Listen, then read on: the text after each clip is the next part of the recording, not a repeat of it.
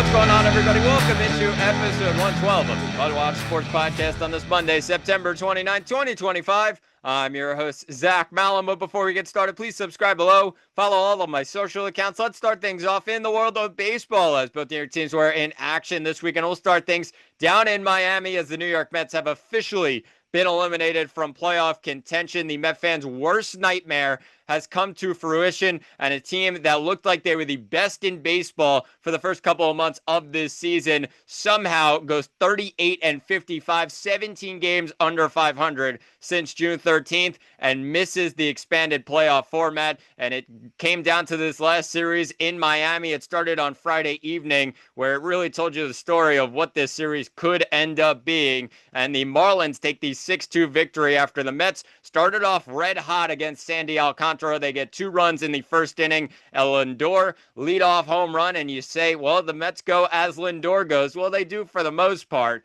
until there's a wayward inning from the Miami Marlins, and they put up a 6 spot in the 5th after Brandon Sproat looked really good and looked like nothing was happening in the first 4 innings of this game. The 5th inning gets away from him, and Brandon Sproat finishes the year 0-2. He finishes the season 4 2/3, 5 hits allowed, 4 earned runs with 1 walk and 2 Ks in this game. And it came with Heriberto Hernandez hitting a 2-run triple with 1 out in the 5th inning to tie the score at 2. Jacob Marcy then grounded out, but got the run in Hernandez. And then Xavier Edwards, 2 outs in the inning, adds on with an RBI single of his own. And then the big blow, Connor Norby hits a moonshot into left center field and knocks one out of the ballpark, a 422 feet bomb. And when you look at the rest of this game for the Mets, if you've seen the Mets this season, once they get down in a game and there's a wayward inning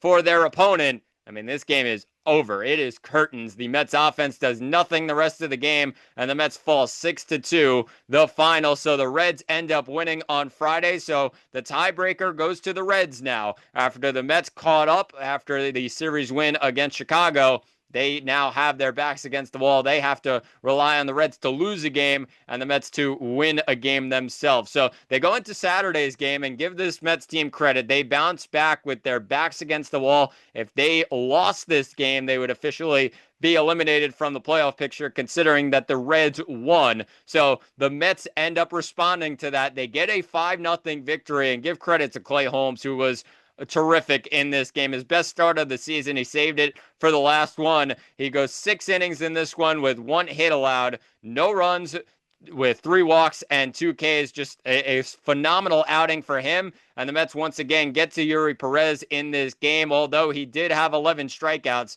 the Mets were able to knock across 3 earned runs against him. And they end up winning it 5-0. Much needed win, and really boost the confidence of this team heading into game 162.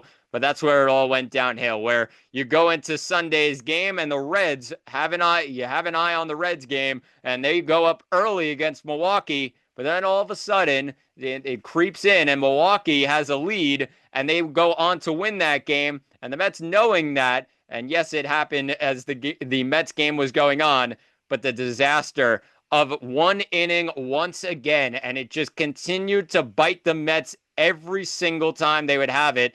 They would have no chance of coming back in a game, and a wayward inning goes the Marlins' way once again. The 4th inning, the Marlins score 4 runs, and it just went downhill from there. Brooks Raley is charged with the loss in this one, just 2/3 of an inning with 1 hit allowed, 1 earned run, no walks, no Ks, and the Mets end up getting shut out in the final game of the season. Backs against the wall. If they win this game, they are in the postseason, with the Reds losing to Milwaukee. And the Mets just completely explain how this season has gone for them, and they lose with their backs against the wall, like I said, and they get knocked out of the playoffs, knocked out of postseason contention before they even get to the month of October. So you can really look at this season overall in some positive ways, some negative ways. I think it's just the negative ways. When you look at this pitching staff, June 13th, once you got there, They were first in starting pitcher ERA. They were first in bullpen ERA. Their pitching was the best in all of baseball. They were rock solid everywhere you look. And since then, they were 27th in starting pitcher ERA and 26th in bullpen ERA. You just can't write this story any better for, just a terrible, terrible end to the season for this Mets team. 38-55 they were, like I mentioned before, since June 13th. That is the fifth worst record in all of baseball, sitting down there with some of the worst teams in baseball. When you look at the Rockies, the Twins, the Nationals are even around there, as well as the White Sox. I mean, the bottom barrel of the of Major League Baseball, and the Mets are just hanging around with those guys since June 13th. So when you look at it, in the end, a lot of people deserve blame, but I think it comes down to two things. I do think it comes down to the players. Of course, they did not show up in the big moments. They had a lot of opportunities to win games, and they've completely blown them. But it also, I think, relies on David Stearns, who built this team, what it feels like from the ground up from last year, and really created a contender in the National League for years to come. And his team just completely falls apart on him. And I think it all starts with the pitching. When you look at the rotation coming into this year, Kodai Senga, Griffin Canning, Frankie Montas, Sean Manaea, Tyler McGill, Clay Holmes. He was looking at maybe a six-man rotation. Of course, that changed once there were injuries to start the year, Sean Manaea being the biggest one. And really, when you look at that, that's not a good enough rotation. I mean, you could have said that from March on. Of course, Sean Manaea had a career year a season ago, but Sean Manaea was dealing with injuries in the offseason that you really can't predict how well he's going to pitch or really how bad he's going to be for this season. And he comes back into this starting rotation and did nothing to help this Mets pitching staff. He really was one of the worst guys in this Mets pitching staff since he returned from injury. So that's part of one thing where you look at this rotation and you say, all right, well, they don't really have an ace because Sean Manaea wasn't good enough this season. So he definitely wasn't their ace. Of course, Kodai Senga pitched very, very well and was one of the best pitchers in all of baseball in the first couple of months. But then he goes down, and what's your backup plan? That's really what it came down to. A lot of teams, yeah, of course, if their ace goes down, their season's basically over. But this Mets pitching staff, they have plenty of guys to go around. They had a six-man rotation they were hoping for. So there's plenty of guys to step up in his absence. And a couple of those guys went down as well. I think the worst one was Frankie Montas. When you give Frankie Montas $17 million a year on a contract that Frankie Montas, for, a large portion of his career in Oakland when he was playing for the A's, pretty solid numbers.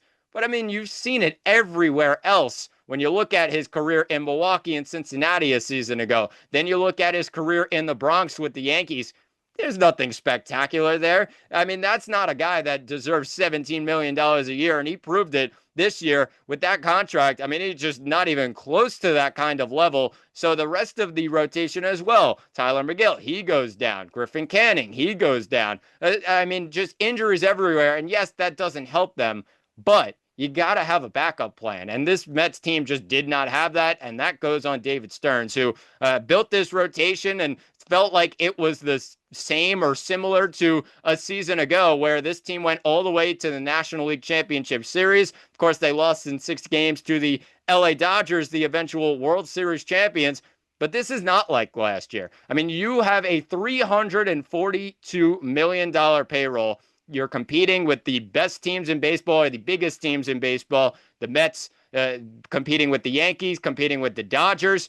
You look at the Dodgers, 3 of their top 4 guys on their payroll are pitchers. You look at Tyler Glasnow, Blake Snell, Shohei Ohtani. I know Ohtani is both ways, a hitter and a pitcher, and he's getting paid the largest contract, or one of, in all of baseball until Juan Soto beat that this offseason. The Yankees, on the other side, 2 of their top 5 guys on their payroll are pitchers, in Max Fried and Carlos Rodon. You cannot have a situation if you're David Stearns where only one of your top 5 paid players on your roster is a pitcher. And it's Sean Manaea, a guy that, yeah, you thought he was an ace after last year, but he really showed you that if he's not healthy, he cannot be an ace. And really what the story was this year, he wasn't healthy, but the Mets had to get insurance in this starting rotation, and they just did not have that throughout the season. So it worked last year, but that's because, I mean, I think this team was just flat out better. You had better pitchers, Severino, Quintana, a healthy Sean Manaea. You had some more guys to rely on in that rotation and in the bullpen.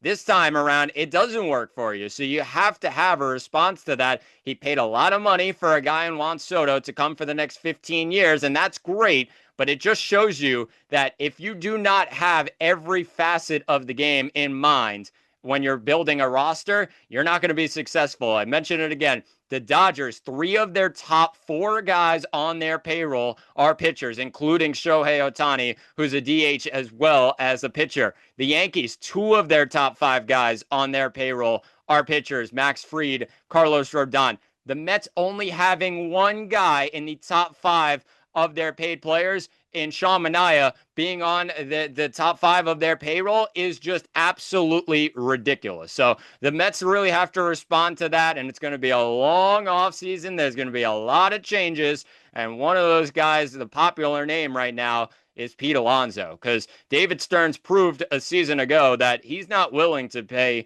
Pete Alonso a monster contract to be just a slugger and a power hitter. That's what he believes Pete is. He's going to have to pay up because Pete Alonso is not going to take a contract for 2-3 years from this Mets team. I know they can pay him all the money he wants, but 2 or 3 years is not going to do it. This is a guy who now is going to be 31 and is going to want a monster contract to finish off his career, or hopefully towards the end of his career. I think Pete Alonso is getting 6, maybe 7 years. I think, people will say, maybe not 7. That's a bit of a reach. I think that there's a team that would consider giving him 7 years for what he brings to the team and what he brings in terms of power and even what he brings in terms of extra base hits. I mean, this guy had the most doubles, it seemed, in his career, and he was tremendous when it came to that. Just extra base hits, getting base hits when he needed to. He came up in the clutch countless amount of times, it seemed, and that's really a big storyline for Pete Alonso heading into this offseason. I don't think the Mets are going to give him the contract that he's looking for, and David Stearns is really going to have to think about that because Met fans are going to be very angry if he ends up anywhere else except for a Mets uniform. So they're going to have to figure that out. It's going to be a long offseason of that. Of course, Edwin Diaz is also in talks about a new contract, maybe opting out. He does have a player option to opt out of his contract, and maybe he's asking for more money. He is already the highest paid closer in all of baseball, but I mean, if I'm Edwin Diaz, I'm looking for more money because he's been lights out for the Mets all season long, and he proved that he is the best closer in all of baseball. So we'll see what happens with that, but obviously this is a downfall that cannot be underestimated. I mean, just unreal that the Mets are missing the playoffs with a team of this kind of talent. They just cannot catch a break, and I feel for Met fans who have just done this time and time again. It just comes down to a last series in Miami, and the Mets are going home. But the New York Yankees were also in action this weekend. They were at Yankee Stadium taking on the Baltimore Orioles for a 3-game set to finish off the regular season, and the Yankees are red hot right now. An 8-game win streak to finish off the year, and they have been really scorching against, some of the bottom barrel teams in baseball this season. They beat the Minnesota Twins 2 out of 3 in a series, and then they took the series against Baltimore 3 out of 4 down at Camden Yards, and then they finish it off with 2 3-game sets against Chicago and Baltimore at home, and they sweep both of them 3-0. So the Yankees red hot right now. It started on Friday as well in this series, 8-4 win. Will Warren gets credited with the win, 9-8 on the year, and they really got to Trevor Rogers pretty early in this game. Then you go to Saturday's game, Cam Schlittler dealing once again. He's got to be the number 3 in this Yankee playoff rotation, and he wins that one. He moves to 4-3 on the year. Yankees win it 6-1 on Saturday. And then the final game of the year. Of course, game 162, and they're keeping an eye up in Toronto as the Blue Jays took on the Tampa Bay Rays in the final game of the regular season, and the Blue Jays end up winning. So they take the American League East title, but give credit to the Yankees who saw that and said, you know what, it's okay. We'll take it into our own hands, and they continued to rake in this game, the final game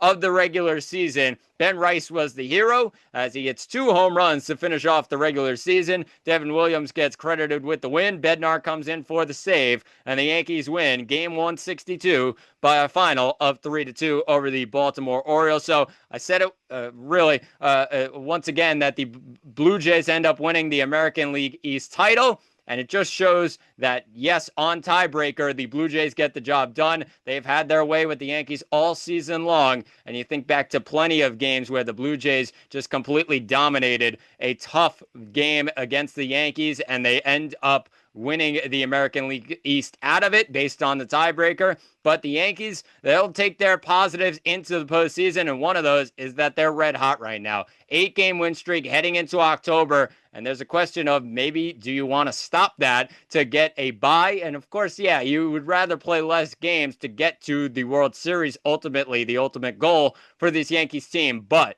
a team that is red hot and continuing to find ways to win, I would not want to stop that. The best rivalry in all of baseball and one of the best rivalries in all of sports as the Boston Red Sox go to Yankee Stadium for a best of 3 in the American League Wild Card. It's going to be a phenomenal series, and it all starts tomorrow night, 6 o'clock start. It's going to be Garrett Crochet getting the ball for Boston. He's been so good all season long for the Red Sox. 18-5 record with a 2.59 ERA, and he on the other side will face off against Max Fried, the lefty for the Yankees. 19-5 on the year, 2.86 ERA. 2 aces completely going at it, and it should be very interesting. Of course, Max Fried was brought in what it looked like to be the second guy in this Yankee pitching staff. Of course, Garrett Cole, Tommy John surgery, out for the year and some of next year. Max Fried has taken that reign as the Yankees ace and completely ran with it this year. It's going to be very interesting to see how both of these pitchers do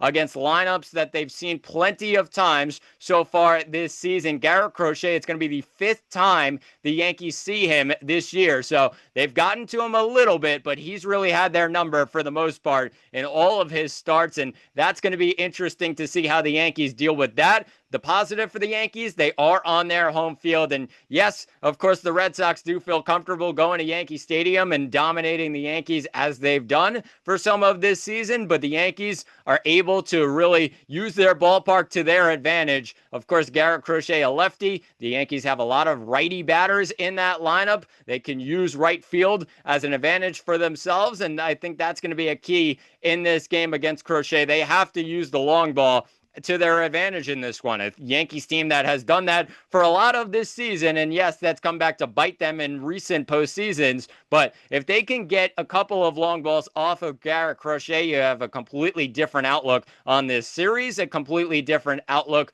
on this game 1. Garrett Crochet, if he wins this game against the Yankees, dominates throughout, then you go, oh no, I think the Yankees are in trouble because, of course, they have to win the next 2 against Boston. Yes, they're at home, but you wouldn't put it past Boston to just knock the Yankees out right there and then. I think that's really what it comes down to. The Yankees have to win this game in game 1, and they have to have Max Fried really control this Red Sox lineup, especially if Garrett Crochet is going to be dealing on the other side. So that's going to be the key heading into this game. Get to Garrett Crochet in terms of the long ball. If you can't do that, it's going to be a very difficult game. But I think the over-under coming out at 6.5 as the over-under. Obviously, it's moved to 7.5 since then. That tells you what it's going to be in this game 1. It's going to be a lot of pitcher friendly calls and a lot of pitcher duels, and that's going to be what it comes down to.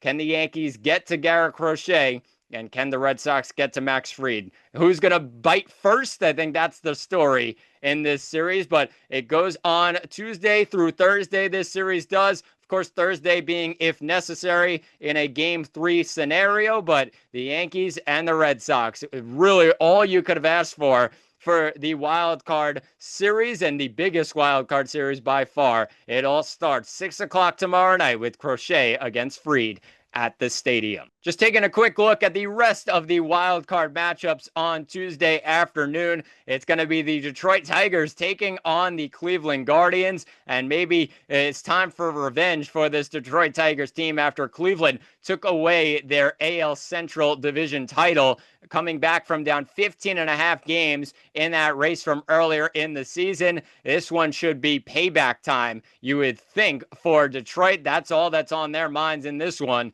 and it starts tomorrow at 1 o'clock. It's going to be Tarek Skubal getting the ball for Detroit. Cleveland still undecided on who will start for them, but their bullpen is always rock solid, and they'll probably rely on them for a lot of that series. Their lineup has been red hot as well, and that's going to be a big talking point heading up against one of the best pitchers in all of baseball in Tarek Skubal in Game 1 of the Wild Card Series. So that one starts 1 o'clock tomorrow, and obviously 1 o'clock for the rest of the week as well, and the other couple of games. When you look at San Diego taking on the Chicago Cubs, these teams have had a couple of days to really prepare for each other, and when you look at San Diego, they're going with Nick Pivetta in Game 1 against the Cubs. Cubs still undecided. Of course, they lost a huge guy in their rotation, and Cade Horton, he has a fractured rib cage and is going to be on the 15-day IL. It's still a question of whether he'll come back or not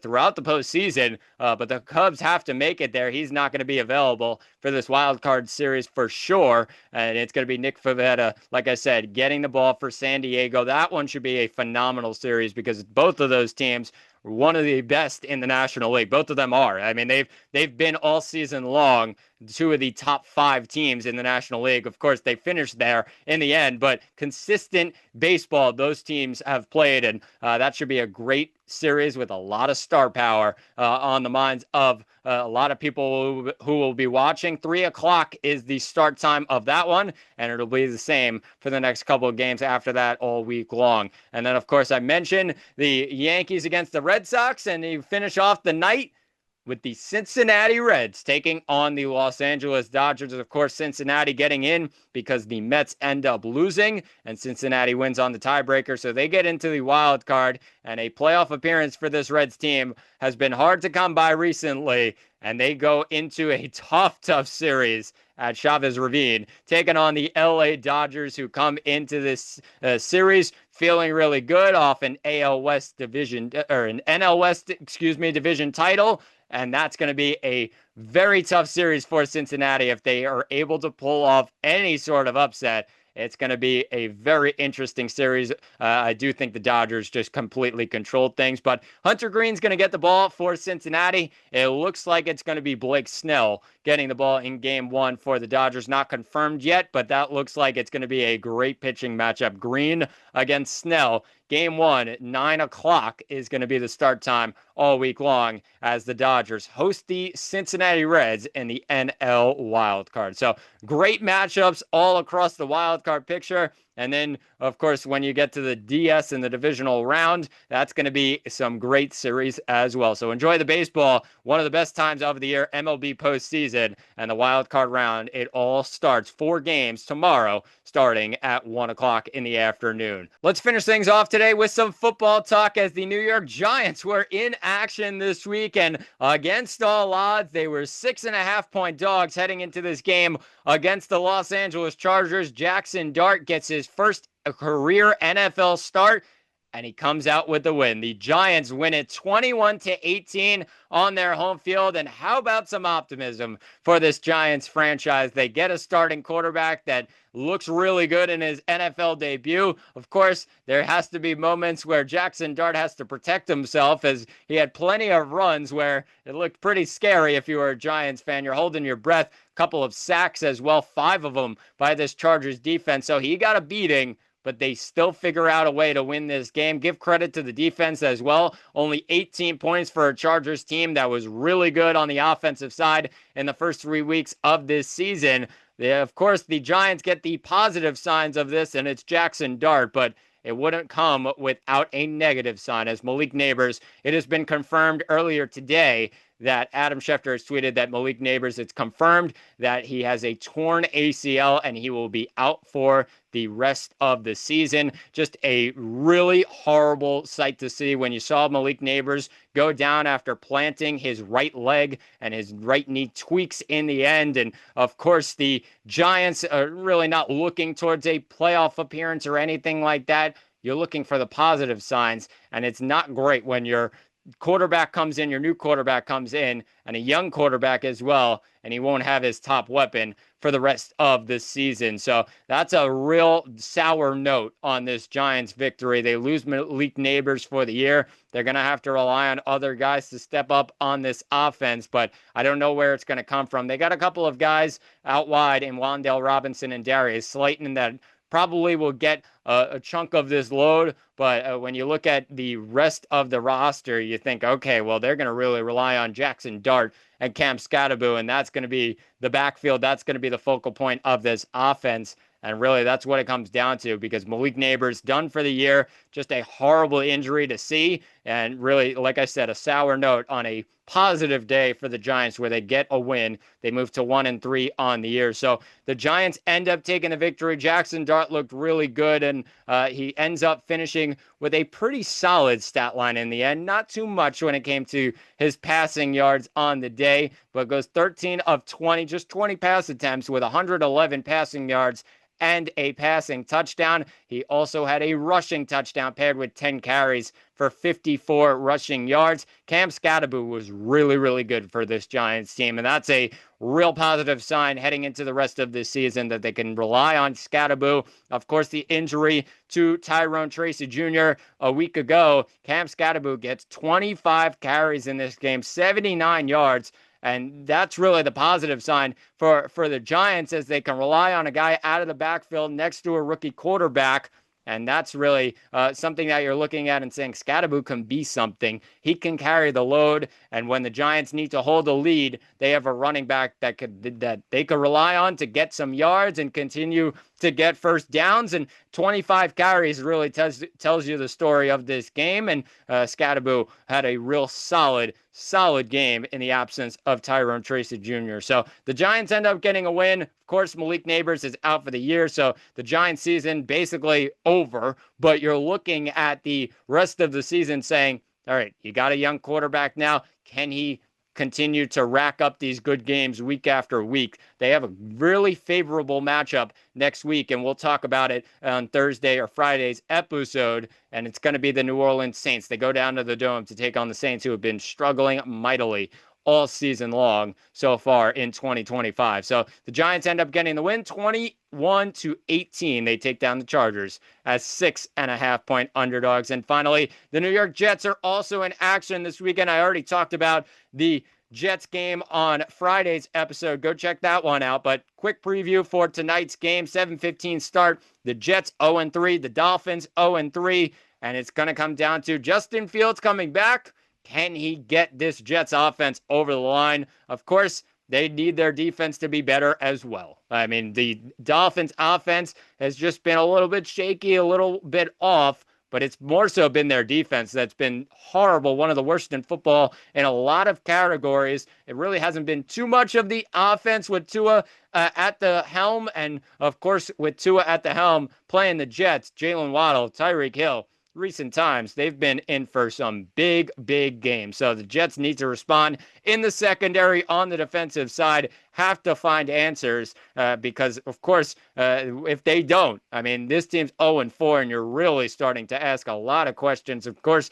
it's a transition year. Aaron Glenn, Darren Mucci's first year in charge, but they still need to find answers, and wins need to come soon, because that's where you really see the positive signs. If they could grab some wins, that's going to be huge for this regime and Mike McDaniel and the Dolphins on the other side. If they lose this game, I think Mike McDaniel's job is really in question. So if they end up losing to the Jets on their home field, I think that's really where you say, all right, I think McDaniel's time in Miami has really come to an end. So that's really a lot of pressure on McDaniel's side and on this Dolphins team. Can the Jets respond to that?